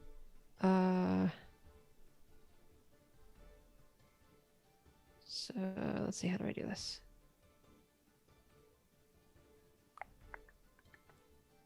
Healing. There we go. Yeah, it should have. I mean, you should be able to roll it directly from your sheet, as just like Says you're rolling a check. healing don't have a skill. Which Yeah, one so would you like you're to use? casting. You're using faith. Faith. So Okay. yeah.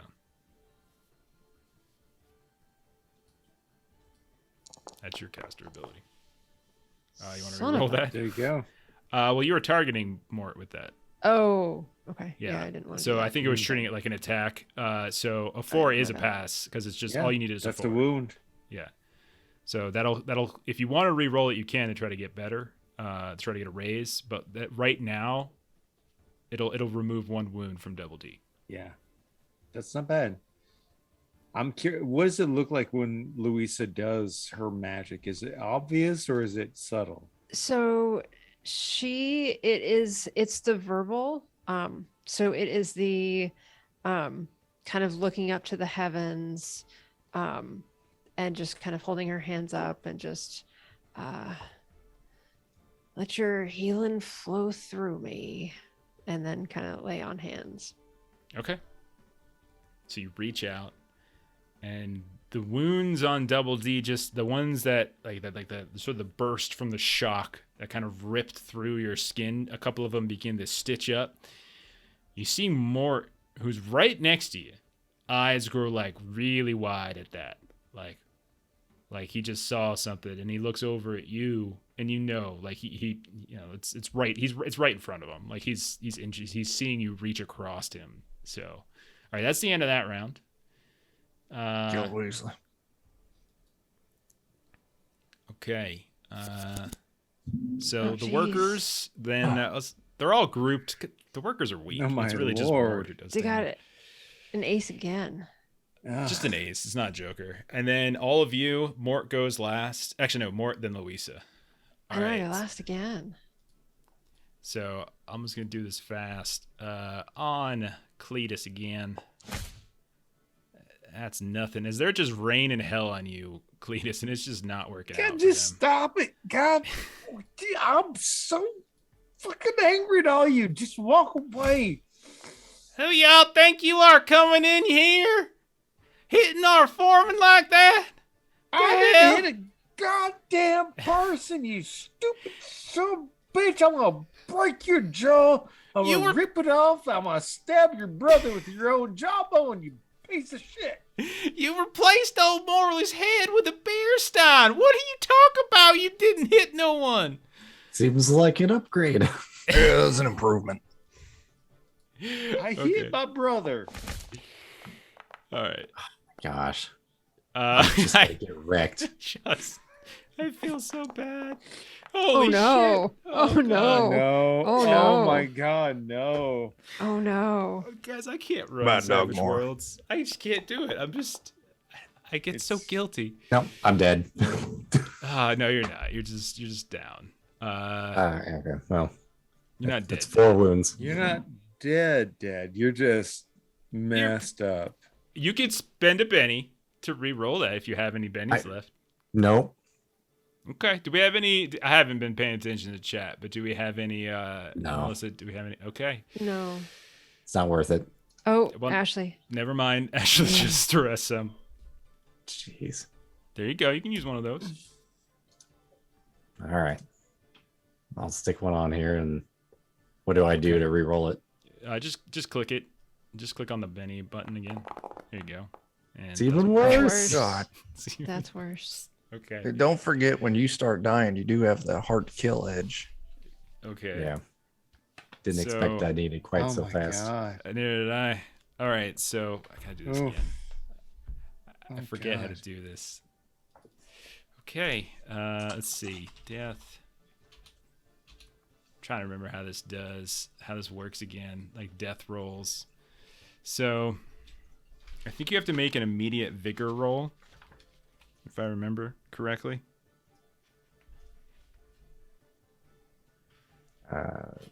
Yes. Pretty sure.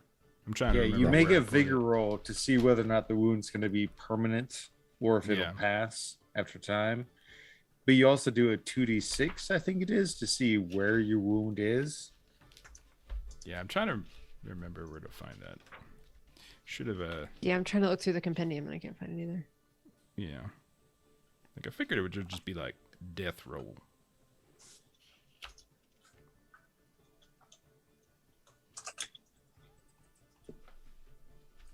Because there's like, basically, there's a table for where your wound is. And then your vigor roll All right. determines I how get it. well you deal with it. Okay, so you took enough damage to Mhm. your 3 wounds, you're shaking, all that kind of stuff. And so you're incapacitated, right? Yeah, I should be. I mean, I already had 1 wound and I took 3 more. So Okay. So if incapacitated by damage or injury, you must make an immediate vigor roll. How'd you do with that? horrible. Okay, so you fail. Now It's not a roll- -1 technically. I have It's hard not- to it's- kill, which Okay. yeah, I'd have a 2. Roll 2d6. Probably not enough, whatever it is. Okay, 9. Okay. So that hits you in. So the wounds to your guts. So you catch one right in your core. Now roll 1 more d6.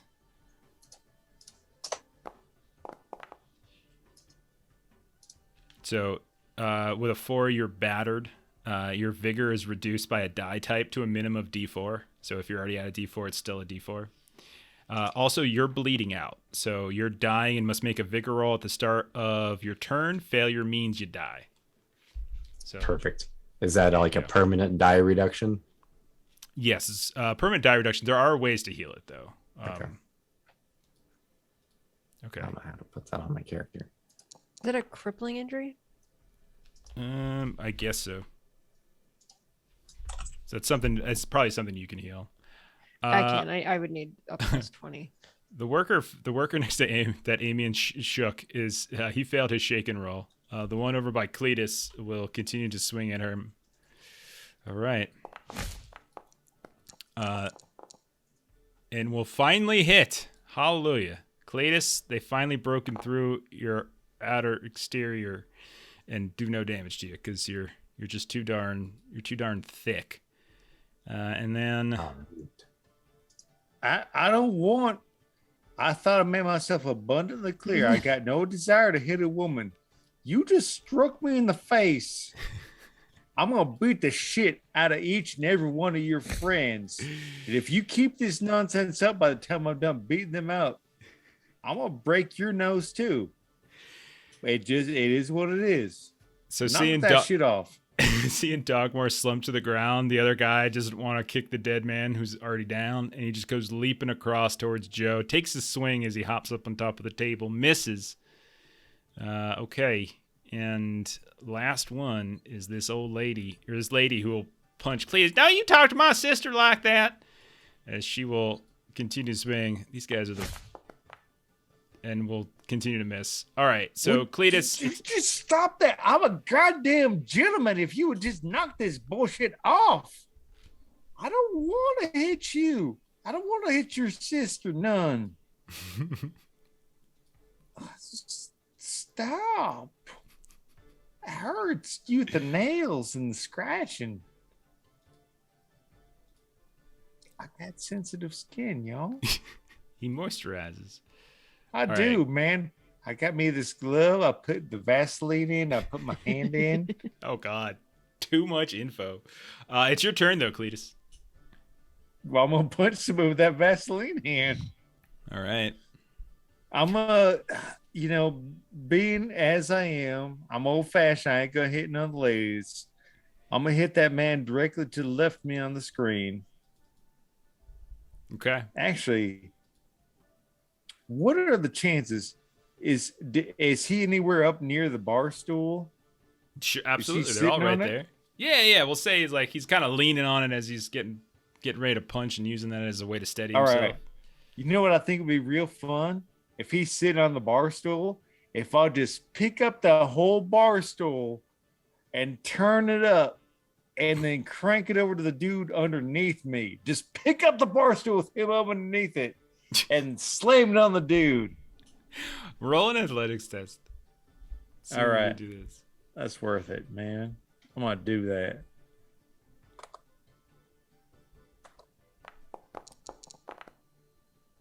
Okay. So you lift up and you go to swing the thing. And as you manage to get it up in the air, like the guy kind of stumbles around, and we'll say the guy that was on it will fall prone as you're like... you kind of knock him down, and then go ahead and roll your attack against the one to the south of you. I will. You do a can of whoop ass on that sumbitch. Roll your damage. I will. Okay. Oh boy. Man, I'm gonna re-roll that. Okay. That's better. It's enough. It's enough to shake him. He's got his toughness of 4, so he is shaken. Okay, goes over to Amian. Now, Amian, Dogmore is in a bad way. So, other characters can try to stop a victim's bleeding by making a healing roll. You are the last person to go before it becomes Dogmore's turn, and he has to roll vigor to try to live. Okay. How do I... Is it an unskilled, or would that be like an ability? If you don't have the healing skill, it would be unskilled. Yeah. Okay. Well, hopefully I don't do some malpractice. Okay, you can. That's a fail, but you can do your reroll and you get your Elon thing. This will move you over there. Yeah. That is a fail, unfortunately. Okay. Can I reroll again? No, you can only do that. You re-roll once, and then you pick the best between the two. Okay. Yeah, that -2 is it's brutal. Rough. Yep. Why is it? So it's not the sum of the two there? No, it's just the higher. Yeah, for the check, it's the higher of the two, and if you're doing like damage, then you total them. Oh, okay. All right, Dogmore. Okay. Well, that's stupid. Go ahead and roll it, Dogmore. I shouldn't automate it. So you failed your Oh no, shaking. I rolled that. Oh, you did roll it? Oh, my bad. Yeah. I didn't. Okay, do you want to Benny it? That was a 0. If it helps any, it's supposed to be a 3. Supposed to be a 3. I have hard to kill. He may ignore his wound penalties when making bigger rolls to avoid bleeding out. So it would have been a total of 3? It would have been a 3. Yeah, you need Instead a of 4. a So 0. you would need a. So okay. you need. But we do have 5 bennies. Yeah, so you can roll it, Benny. All right. Well, let me see about just putting a +3 on it, and then Yeah. Nope. Jesus Christ. Goodbye, cruel world. So as Amian is over there trying to resurrect poor Dogmore, unfortunately the old man bleeds out. Okay. No, Right off the bat. not Dogmore. Yeah. Got all them Can't catch a dogs. break. He didn't last long. Oh man. He did not. Double D, it is your turn. You look over, You just you came see, for a free meal. just came for a free meal. For his dogs. Oh boy.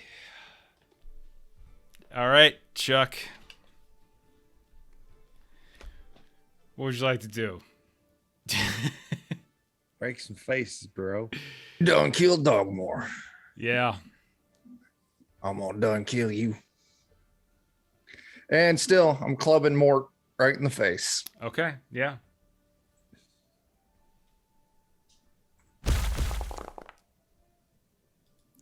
That will hit. Roll damage.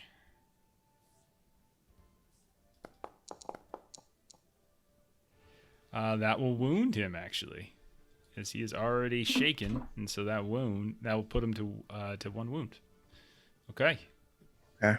Unless you wanted to Benny it and roll again, but I rolled a 7 on a D8.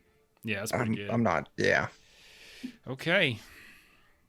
Joe, your turn. Mort's not looking so good now. He's actually bleeding for real. He's but then Dogmore is like bleeding out over by the bar. This is Bert Joe.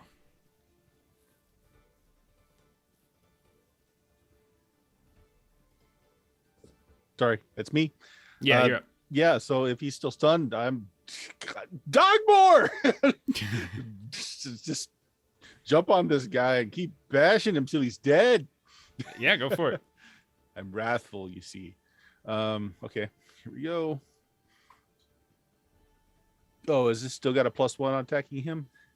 It should be gang. You should have gang up bonuses, so it should be a +2 on your attack. If it doesn't +2 on your automatically, attack. it might automatically add it. If it doesn't, Oh, so then- don't. yeah, don't do it, and we can add it manually or afterward if we need to. That'll hit. Roll damage. So did it add it? Because I'm that might be looking. an ace. I don't see it, so that will be. It's not an ace, but that will be Yeah. a raise. It's an 11. So it's a raise. No, it's not a raise. It's not a raise. Not a Its raise. toughness is 8, so yeah, it's just normal yes, damage. Not a raise. Okay, regular damage. Oh well, coming up. Yeah. Oh wait, actually, I Do you- looked at the wrong thing. That would have been a raise. Roll another d6. So 8 and another d6, and he is stunned already, right? So 10. So 10 points of damage is another wound. So now he's now got 2 wounds on him. He's shaken. He's got 2 wounds on him.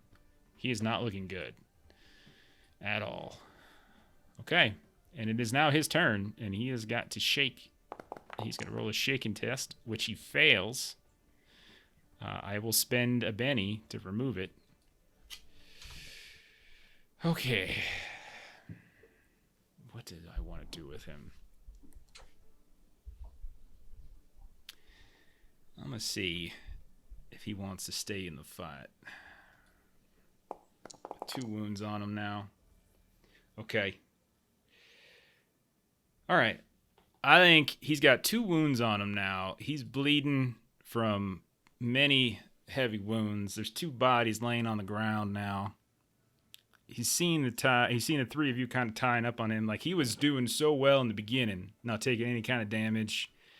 At this point, though, I think he's going to okay, he's gonna look at old.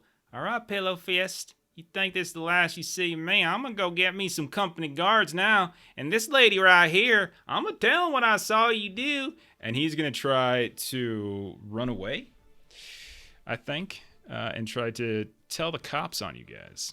Tell the company guards. That jerk.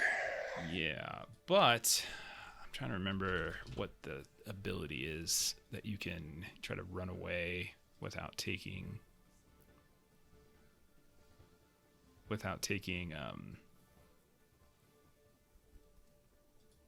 opportunity attack. Opportunity attack?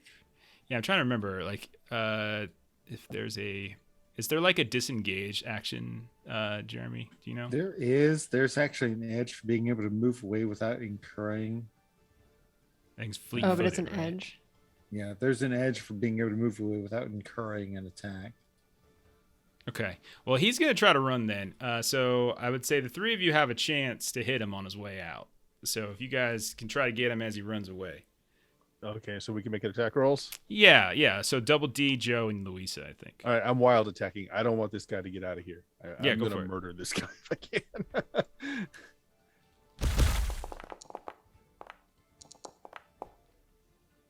That'll do. Roll Tim. Oh, come on. That is not good enough on damage. Louisa, you also hit. Roll damage. Oh, that's exploding on the Oh eight. my god. Oh. Ooh. There we Okay. go. Ooh. Louisa's So as- not having it. As Joe tries to... Why are you rolling more dice at the end there? For damage. Oh, sorry. There's a lot of rolls that were happening at once then. Okay, so 8 points of damage. Oh my god. All right, so between the three of you, Joe, you kind of clip him in his leg. He kind of stumbles a bit, but he doesn't quite go down. Then you get old Double D taking this big old wooden club as the guy is stumbling and just smashes him and just drives him down into the floor. Blood kind of splattering everywhere. One of those kind of bleeding out situations. But before like he gets a chance to do his vigor roll, Louisa just comes down, and as he's laying on the ground, just right there, right, suplexes right into his throat, and he just and he bleeds out right there on the floor. Okay. Can I actually I was actually going to not kill him. Okay. Can I kind of do something? Like one of my initial hit on him, I noticed that he was wearing like a vest or something underneath. Yeah. Can I kind of like just move the shirt aside and say like, this was a setup. They were ready for this. Okay. So as he's laying on the ground, you move it aside. Louisa, you don't kill him. Okay, No, so I just he'll... want to knock him out. Okay, I mean, Cletus did 2 wounds and shaken, so like the guy was already at 2 wounds, and so I would essentially need to soak this, or he's gonna die. So I was just sort of putting you into that to tell the story. Like Double D had enough damage to kill him, so Okay, if you that's want, fine. we can just say That's Double fine. D killed him. That's fine. But yeah, that's plenty damage to do it. Louisa, it is your turn though, and now you've got a couple dead bodies on the ground. What would you like to do? I would like to try to switch to like a persuasion or performance. Okay, what do you want to say?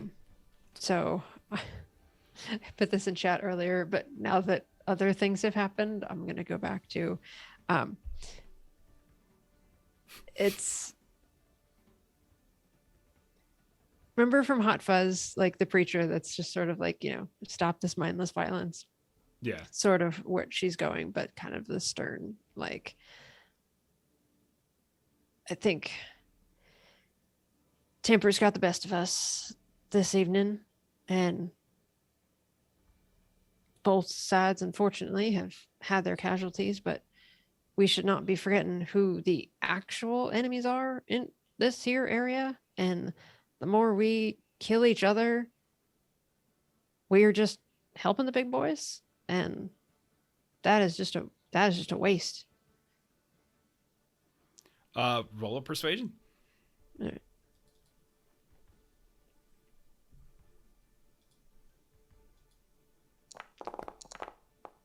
Oh, jeez. Oh my God. 14. So you look over to where Cletus is at the bar.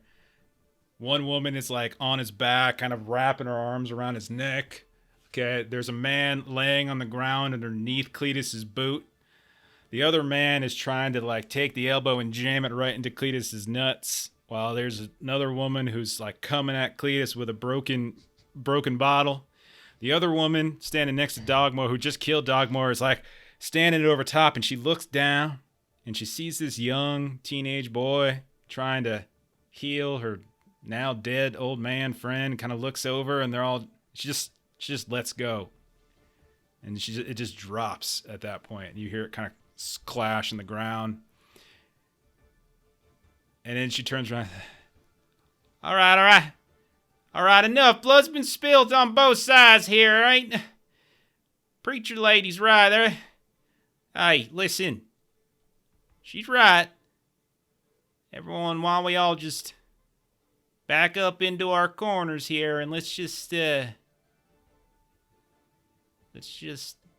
walk away.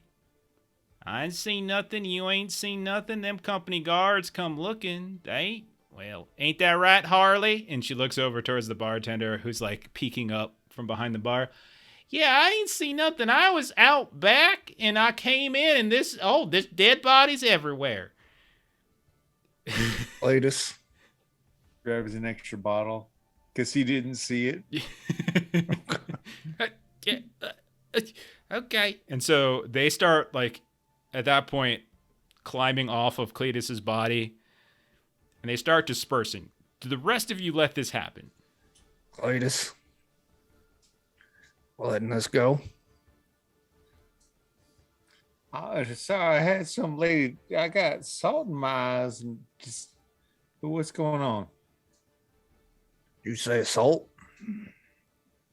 Yeah, man. Some lady threw a can of peanuts in my eyes.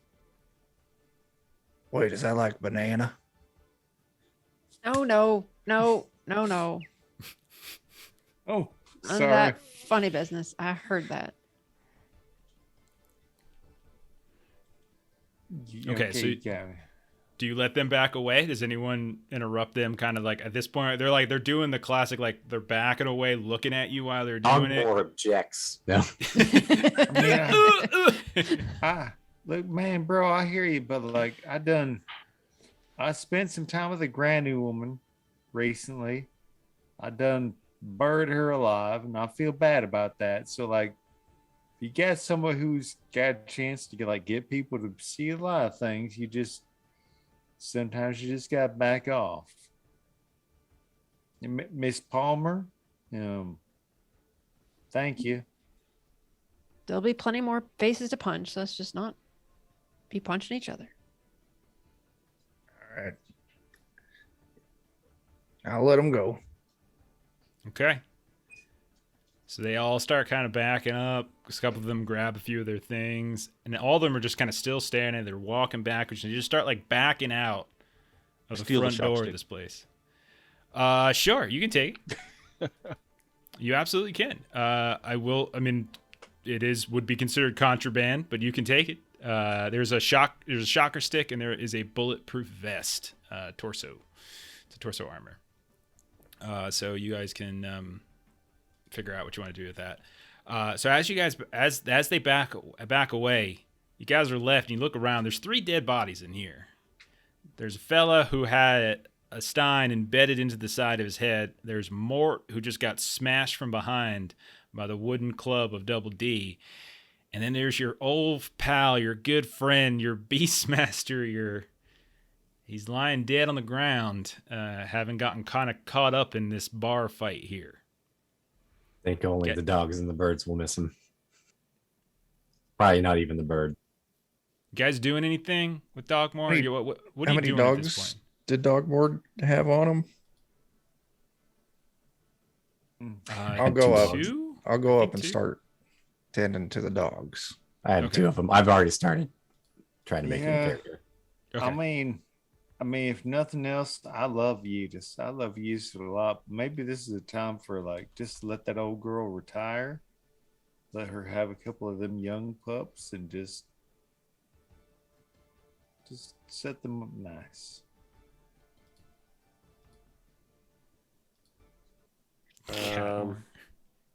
Next character idea right there. Catmore. So as you guys are kind of like breaking down Mork's things and you're tending to Dogmore and stuff, as his dogs begin to huddle around him and are like whimpering, the door opens up, kind of gets kicked open, and you see a woman walk in, probably in her 40s or 50s or so. She's got kind of like short hair, kind of Sandy Duncan looking type. And she looks around at the absolute destruction inside of this place. And a few of you might know this woman's by face, but the rest of you would know who she is, as she said, this is Ella May. And she looks around, she sees the blood, she sees the dead bodies, and she says, "What in the shit y'all go and do this for? What the hell's wrong with you? We want to get a revolution. We got to be quiet about it. You can't go around just brazenly killing folk left and right. We got to be smart about this." Oh, did I pick the wrong people? For the big boys. Of course he is. You're right outside of company town. Half of them are. They don't know no better. Our job's to teach them better. Doesn't mean you just throw up and start fighting rid them in the light of day. There's company guards not 100 feet away. Now, what would have happened if they come running down here? All y'all getting sent away to the Bondurant Asylum at that point. Now, I sure hope one of you got brains among you. She looks around, and then her eyes settle down on Dogmore. Oh, no. The one with brains. That's him, isn't it? Yeah, they killed him. We still got Cletus though. Yeah. But you know what here's the thing. Amian over there, he's real smart. I seen him looking at books. He don't even move his lips when he's looking at the pages. True. I can read in my head. It's true. He can read in his head. Joe, he's real smart too. He thinks good. He does, Wow. man. Miss Palmer talked good. We do have some varied skills among us, but those skills that help with the good fighting sometimes lead to some bad fighting too, and I think that's a bit of what happened here this evening. Okay, get your friend. We're going out the back way. Their company guards are coming at some point, and I don't want to be here for it. And she's like, looks over at Harley. The bartender's like, "You didn't see nothing." And she doesn't even finish the sentence. He's like, "I didn't see nothing. I was out back. I came in here and there was blood everywhere. And that's my story. And that's what I'm sticking to. Y'all are free to." Okay. Second bottle. You just grabbed. So you now have 2 bottles of moonshine. So someone picks up Dogmore. Joe already took the stuff from Mort. And you all start kind of hustling out the back. She's just like, you just hear her she's like, "It's not that I'm mad. I'm just disappointed. Like, strength alone ain't gonna be it.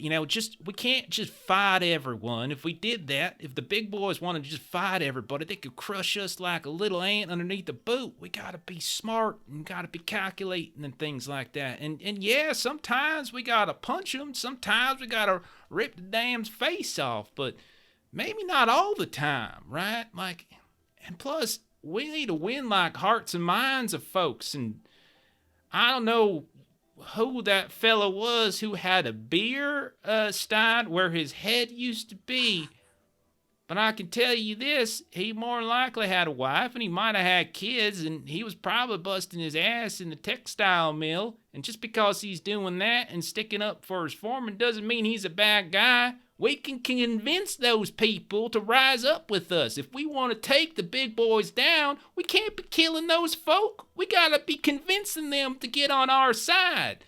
And we ain't gonna convince them by killing them. And most of us ain't going to convince anybody with speechifying. Most of us ain't very good at that. And then I'll kind of look over at Louisa, begging pardon. Some of us are very good at that. Most of us are not good at that. I'm real sorry. I am. He just look. Someone draws blood on my brother, and I get riled. And I just. You're right, though. No, it's do you good. Know who, It's good. you know who that folk was? You said they married? They got kids? Probably. Not no I don't know more. for sure. I couldn't really recognize him as account as he had a beer stein where his face used to be, but I can speak to Harley about it. He might know more. I'll do what I can on that. I'm sorry. Don't get too upset. I want mean folk. You just gotta know when to turn the mean on. Like broad daylight in the middle of a speakeasy not 100 feet from where a dozen company guards are. Killing folk who we can probably at some point convince to come to our side one way or the other. I don't know if that's the best application of some of your mean streak, you know? Hopefully you can see from what we've done that if some roughen up needs to happen, this here group is going to get it done. Oh, I damn sure know. If I ever need anyone to go murdering broad day, yeah, you all are the best ones for it, but fortunately there's other things we got to do too. Now, I had a job for y'all, but after seeing this, I don't know. We'll take it. We'll take it. Does it involve murdering someone? I would prefer to avoid violence if possible. Maybe then.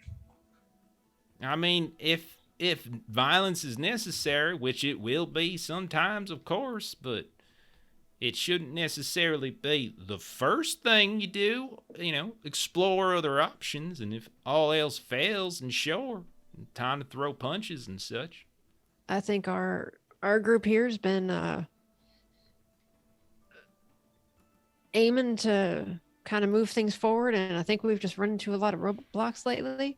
And so I think we just kind of had some pent-up frustration that we've been kind of trying to fight the good fight, and we've just been failing a lot lately. I think there was just a bit of there was just some fight just kind of boiled up over tonight. And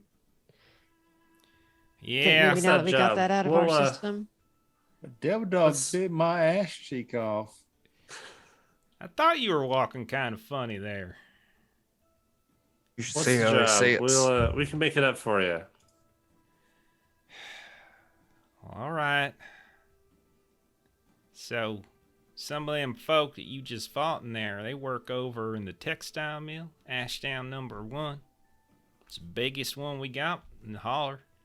Boss Cage has got a couple too, but they ain't as big. Stories come down to us that, one of the folks there, one of ours actually, well, he's been doing some right terrible things to some of the workers that are in the spinning rooms and things.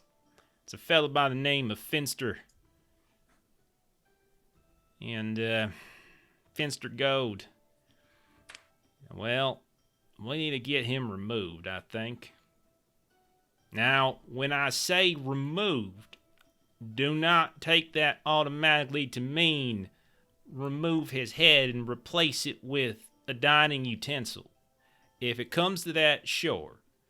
But there are other things that we got. If you all just get a reputation of just murdering everyone, no one's ever going to listen to a damn thing. No one's going to follow you. No one's going to take you in and hide you when the darn freaking police, the company guards, come running after you. So you got to show you can do a little bit of everything.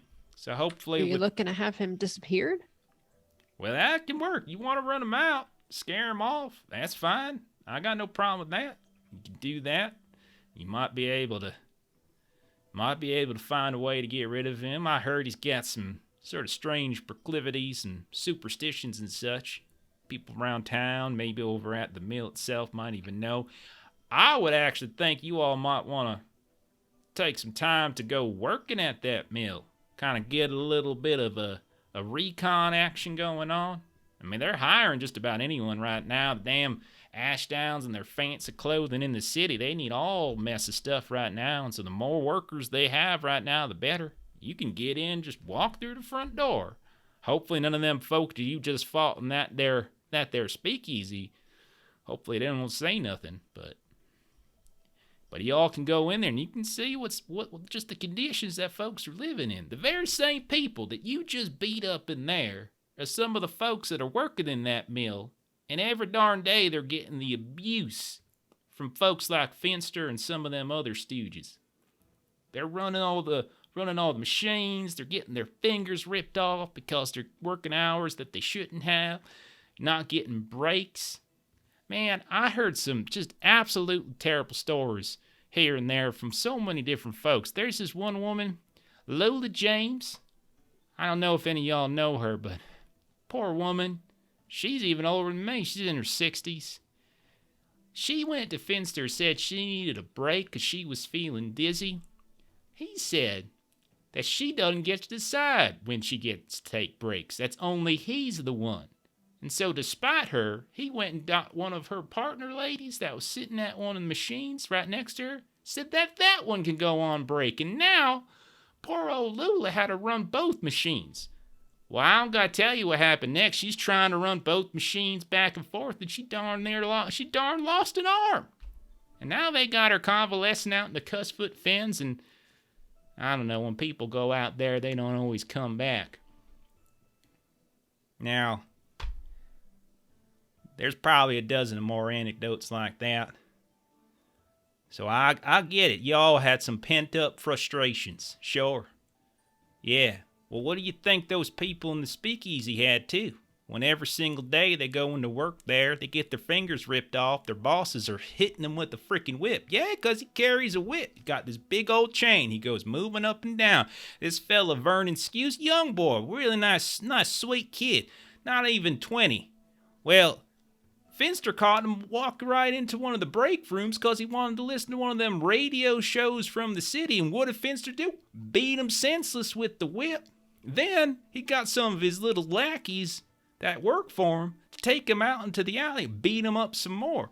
Vernon, something happened to his spine now, and he's going to be limping for the rest of his life. Now, that's the same people that were in that speakeasy. So, yeah, you all got some pent-up frustrations, but so do they. All I'm saying is maybe think twice about who you throw a punch at. Maybe there might be a different way to go about getting Finster up and out of that there mill. Okay. I'm sorry. Oh, don't, man. I thought you were a tough one. What are you doing now? No. You said someone's got a broken back and all. Well, I mean, he's a good kid. He's still, he limps and stuff now, but he's going to be all right. He's going to be all right, but he had to go right back to work. How else he going to feed himself? Who's kin to him? Who's kin to him? Well, I think he's got a mother. Dorothy May. Well, I don't know. I think she's pretty sick, too. A lot of chemicals they use at the mill kind of settle into your chest a bit.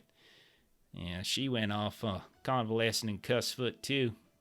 I don't know when she's getting back, but he's all alone now. Anyhow, what I aim to do here, and I hope you all can help me with it, is maybe try to do a little good for some of these workers around here. And that means taking out Finster or figuring out some way to get that son of a bitch out of the position he's in and somebody into his position that's going to treat them workers better. That's how you win a revolution here. Hearts and minds, hearts and minds. Is this something you all can do? Find a way to get him out, and not a way that puts any more spotlight on some of the folks that have been working. So kind of look around at the group and see if anybody has any objections. I can go work in the mill. All right. Okay. Everything's going to be fine. It was a hiccup. Okay. I feel very bad for your friend. We'll do some kind of service for him. Fortunately, it looks like he lived a long and happy life. So, well, not happy because he lives here, but alive. But why don't y'all go take a rest? maybe tomorrow, early, head on over to the mill, get yourself some jobs, and you can kind of reconnoiter and see what's going down, see what it's really like for folks around here. All right. Sounds like a plan. All right, so we'll go ahead and end it there. All right. And we will. Have you figured out what your new character is, Dan? Hogmore, Bogmore, Catmore. I'm still trying to figure it out. I like Catmore. Catmore's pretty fun. Batmore. You just got pockets full of bats. Just make an old cat lady. Oh God. I don't know. Well, I'll have to try and come up with something that might be a little more functional. Well, I mean, like, fighting's not the only thing we're gonna be doing. Just, Well, no matter what you do, you need to think you're name wrong. this new character Bert. Yes. Yeah. Yes. yeah. I mean, you guys can keep fighting. I do think you're gonna be making new characters a lot. But if that's the case. All right. Anyway, let's see. Let's do some closing plugs. Chuck, what are the Defenders doing this Oh, week? snap. Let's see. Wednesday, we got Forbidden Lands playing in the Thunder Rift. There's a lot of the faces here that'll be over there. Thursday, we're back with Curse of Strahd. Friday, we're going to start play testing Joe's brand new game, Anvia. I'm going to try and play my regular animated shrub named Kozel. We'll see if that happens. And then Saturday's the doubleheader. We got 1 p.m. over on Grim and Perilous Plays. We're doing some Strixhaven. We got some faces here that'll be over there. And then Saturday night, Bert's running us something over on Goodman Games Official, but I'll let him give more info on that. Bert, give us more info on that. Okay, well, on Steam Steel Murder and Twitch, we are doing this Tuesday, first edition Dungeons and Dragons. Friday is BX Dungeons and Dragons. We got a lot of old school games going on. But Saturday is on the official Goodman Games channel. We're playing Weird Frontiers, another horror western. Another one. Lots of people put fists in the face in that one too. It's just how it goes. Just how it goes. And I think this Sunday is probably an off Sunday. We might do some Boot Hill, but probably not. Okay. As for us, Friday, we're doing Traveler. Come check that out. Saturday, we got One Ring. And a week from today, we got Deadlands. Plan right now is to alternate between Deadlands and Holler every other Monday. So we're doing Savage Worlds either way, but a little bit slightly different flavor. And that's about it. Jeremy, you got a Patreon you want to tell us about? Yeah, check out Aaron Reese on Patreon. You got RPG assets, you got maps. There's a cool cyberpunk thing that came out recently. It's a good time. Why not? Yeah. I think he just put out some new cyberpunk stuff last week. So there's 3 different like scatter packs out now. So it's pretty cool. Thanks for everyone who hung out. Thanks Ashley for the bits. Tried to save Dogmore, but failed. Yeah, that's it for us. We'll catch you next time. I'm gonna go ahead and raid Diesel Shot. Looks like they're still up. Actually, wait, no, they're playing Terraria. Let's see, who's playing tabletop games? We'll do Vorpal Tales. It looks like they're playing something. So we'll go check them out. Have a good night, everybody. We'll see you later this week.